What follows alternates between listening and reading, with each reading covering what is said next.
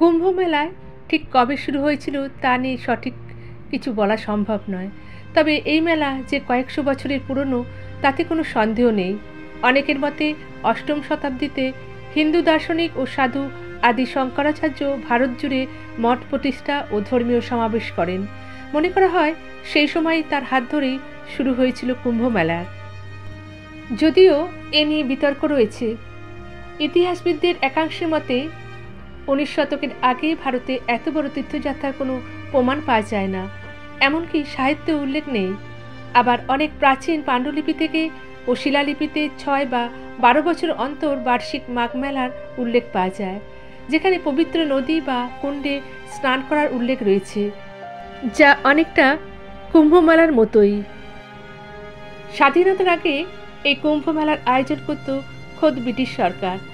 সেই সময়ে কেবল কুম্ভ মেলার খুঁটিনাটি সুরক্ষার সব দিক দেখিতে ইংল্যান্ড থেকে জেনারেল পদমর্যাদায় অফিসার আসতেন শুধুমাত্র কুম্ভ মেলার আয়োজনের তদারকি করতে। ক্রমে বেশ দেশ স্বাধীন হয়। 1954 সালে প্রয়াগরাজে প্রথম আয়োজন হয়েছিল স্বাধীন ভারতের প্রথম কুম্ভ মেলা। কুম্ভে গিয়ে গঙ্গা স্নান করেছিলেন খোদ জওহরলাল নেহরু। উপস্থিত ছিলেন ভারতের প্রধান রাষ্ট্রপতি ডক্টর রাজেন্দ্র প্রসাদও। সেই বছর সেই কুম্ভ মেলায় অংশ নিয়েছিলেন প্রায় 12 কোটি মানুষ। কেন শুরু হলো কুম্ভ? জানুন পুরাণ মতে। কুম্ভ মেলা কীভাবে শুরু হলো তা নিয়ে পৌরাণিক ব্যাখ্যা রয়েছে। একবার ঋষি দুর্বাসার অভিশাপে শ্রীহীন হয়ে পড়ে দেবতারা। ঐশ্বর্যের দেবী লক্ষ্মী আশ্রয় নেন পাতালপুরীতে। অন্ধকার ছেয়ে যায় বৈকুণ্ঠের লোকেদের। এরপরেই ভগবান বিষ্ণুর শরণাপন্ন হলো দেবতারা। তাদের পরামর্শে দেবতারা অসুরদের সঙ্গে নিয়ে শুরু করলেন সমুদ্র মন্থন। একের পর এক অমূল্য হিরে মানিকের সঙ্গে উঠে আসে কলস ভর্তি অমৃত। অমৃতের ঘড়া উঠে আসতেই তা দাবি করে বসেন অসুরেরা। তখন 12 দিন ধরে সেই ঘড়াকে নিয়ে অসুর এবং দেবতাদের মধ্যে চলে ভীষণ যুদ্ধ। সেই সময় পৃথিবীর 4 স্থানে 4 ফোঁটা অমৃত পড়ে যায়।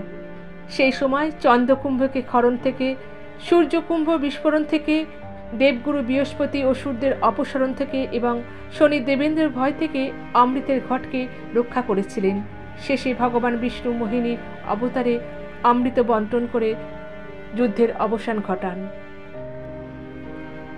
অসুরের 12 দিনের যুদ্ধ মনুষ্যলোকের 12 বছরের সমান।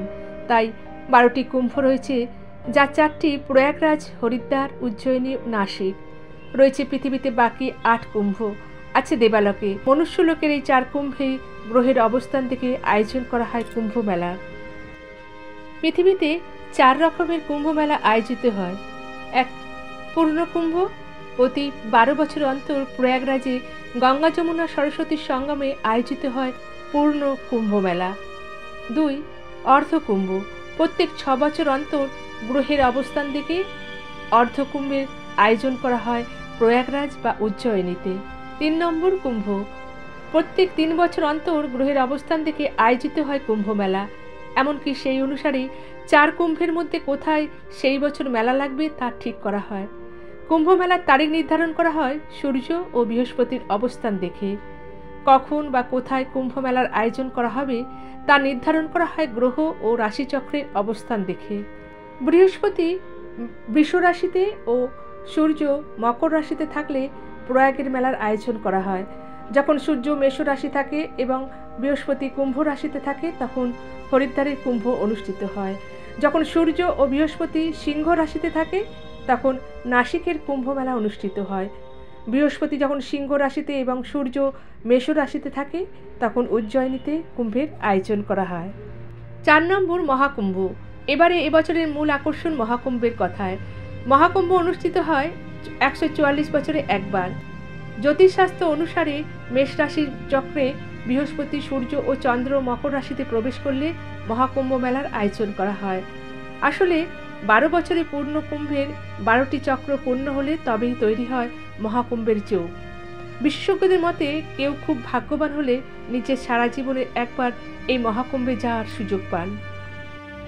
ধন্যবাদ।